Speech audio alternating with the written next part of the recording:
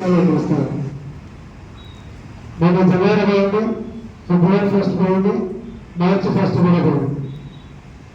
కానీ ఏం చేరుకొస్తాను నేను దానికి ఎంత బడ్జెట్కి ఎంత వస్తున్నాయనేది బడ్జెట్లో కూడా ప్రసంగించలేదు.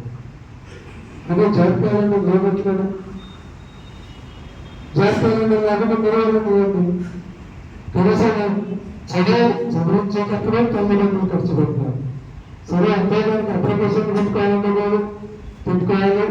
ఏ చిన్న అవసరాలు కావాలి 10 వందలు అడగకుండా నేను చెప్పినటువంటిదే నేను చేయగలుగుతాను. అదే మీరు చెప్పినారు కదా, చెప్పింది వినడం అనేది ప్రధానమైనటువంటి డిమాండ్ వస్తుంది.